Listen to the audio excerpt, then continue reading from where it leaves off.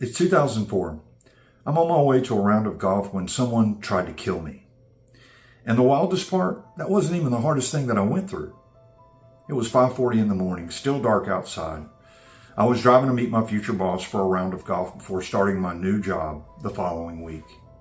I had just been hired by one of the largest subprime mortgage lenders in the world. It felt like the beginning of something big, a new chapter. I was 32, newly married, newly saved, newly focused. And I had just, against the wishes of my wife, Sammy, canceled my health insurance because I knew that I was going to be insured at my new job. She was worried. I wasn't. Don't worry, honey. I haven't been to the hospital since I was born. I'll be fine. Those were the words I spoke the day before someone tried to murder me. I remember rolling up to the red light in my 2001 silver Honda Accord EX, which, ironically, I had dubbed the Silver Bullet. I remember the silence. I was alone, unaware. And then a blinding white flash exploded outside my window. Instantly followed by a sound I will never forget, a point-blank range gunshot blast. The bullet tore through the driver's side door and into my body. My spine caught the bullet. The largest fragment entered my spinal canal at L4 and L5 and seared the soft tissue around my spinal cord. I didn't realize it at first, but I was already paralyzed from the waist down. My legs weren't working. The weight of my right leg, the weight of my right foot pressed on the gas and the car took off like a rocket. My car roared up the road and I was in sheer terror, blood gushing out of my side. I was screaming. My thoughts were absolute chaos. I grabbed a fistful of my pant leg, lifted my leg, and dropped it on the brake pedal. The car hopped back and forth in a fishtail until it came to a screeching halt. Smoke just rolled over the top of my vehicle. I remember it like it was yesterday. I clawed my way out onto the pavement. I laid down behind my car, flat on my back, unable to move, just my hands. It was the most indescribable, excruciating pain that I know of. Cars drove by like I wasn't even there. I laid there in a growing puddle of my own blood, fading. And I was certain I was about to die. So I said 3 words, "I'm ready, Father." And then I said 4 more, "Take care of my wife." I do not dramatize that for effect. That was real. Life was draining out of me and I was making peace with it. But God had other plans. It's the only time in my life I've ever heard the Lord audibly. And it had a unique combination of fear and comfort at the same time.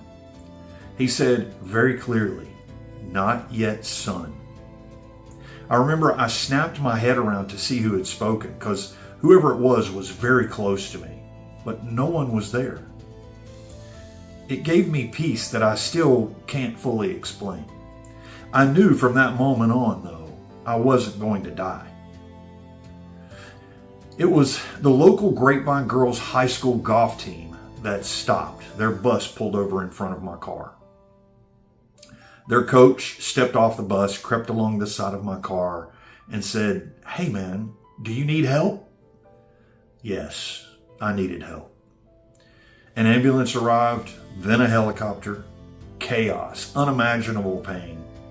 A searing fire from the base of my tailbone all the way up to my skull. It felt like 1,000,000 volts of electricity with every single heartbeat. Everything after that became a blur. The bullet had severed part of my spinal cord, caused severe damage throughout my entire trunk, and required multiple surgeries.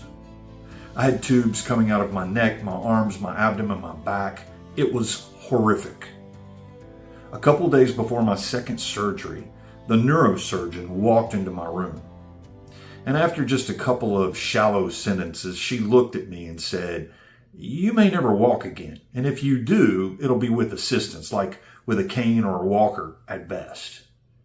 I looked at her and said, "No, ma'am, I'm walking out of the hospital."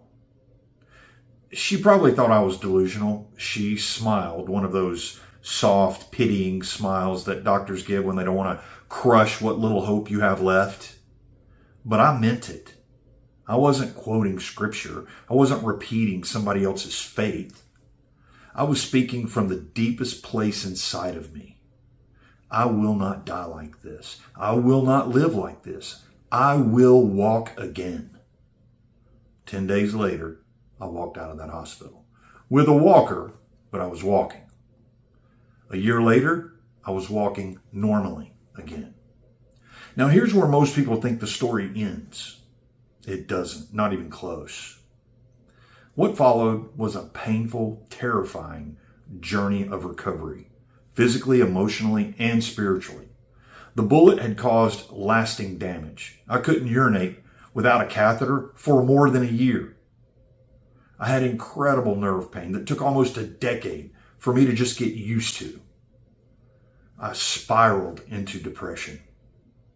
The medications they put me on made me suicidal. My marriage suffered. I refused counseling. I told myself I was fine. But truthfully, I wasn't. See, I had survived the external battle. I was good at that. The one everybody could see. The one with the bullet and the helicopter in the hospital room and the surgeries. But the internal battle, I hadn't even started yet. And that one was harder because nobody could see it. Nobody knew it was happening. I was performing recovery for everyone around me, showing up strong, telling the story, getting attention from the crowds, while quietly I was falling apart on the inside. My identity had been built on strength, on productivity, on control, on being the guy who doesn't need anything from anybody. And when the shooting stripped all of that away, humiliation, pain, and anxiety dominated my thoughts. When I couldn't walk, couldn't function, couldn't perform, I didn't know who I was anymore. That's the thing about Goliath. He doesn't just want to kill your body. He wants to kill your identity. Now, let me tell you what I mean by that, because this is the whole reason this series exists. A Goliath is not just a problem. It's not just a hard season. It's not just bad luck or a rough patch or a chapter you're trying to get through. A Goliath is any force, any person, any diagnosis, any circumstance, any voice that is specifically designed to make you forget who you are, to go away. That is its primary mission. Not to inconvenience you, not to slow you down, to erase your sense of identity so completely that you stop showing up as a person God built you to be. And here's what makes it so effective. Goliath doesn't always look like a giant. Sometimes it looks like the truth. Sometimes it looks like a layoff. Sometimes it looks like a betrayal, a diagnosis that changes everything, a marriage that falls apart, a dream that died quietly while you were busy surviving, a season that went so long and so hard that you stopped believing that the good version of your story was still possible. You don't have to be shot to be shattered. But whether it was a bullet or a breakdown, the target was always the same: your identity. Your Goliath didn't come to destroy you. It came to reveal you. That's God's purpose for you. Whatever you've been through, and I don't know your story, maybe it was a divorce or a diagnosis or abuse or betrayal, financial ruin, abandonment, addiction, loss, any one of those things. I want you to hear this, please. You are not the worst thing that's happened to you. You are not the lowest point of your story. You are not defined by a trauma or a decision you made. There may be consequences for that. You are not what the lie says you are. The liar whispers in our ears, "This is who I am now. This is what just happened. This is just how life is." Let's not get the facts confused with truth. The truth is, you are still here, and nothing that's still here is finished. There is a saying I love to hate, and it goes like this. In the end, everything will be okay. So if everything isn't okay, it's not the end. You know, I had more peace laying in that street bleeding to death than I did over the next few years after I survived. The bullet didn't break me. It became the reason I stopped living safe and started living surrendered.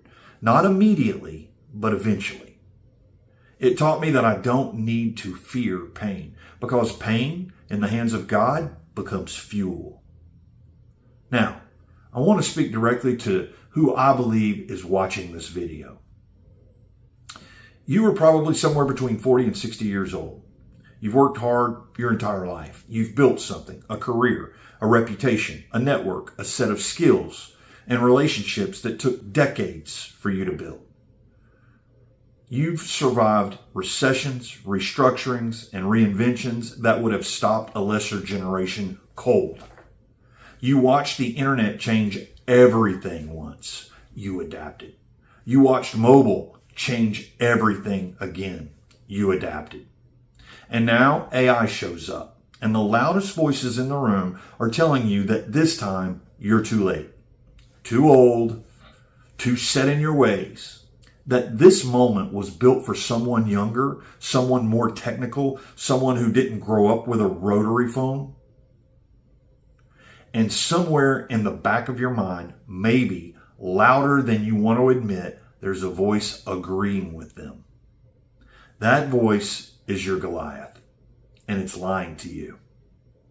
Because here's what I know about your generation, my generation, that the algorithms and the 25-year-old tech influencers don't understand.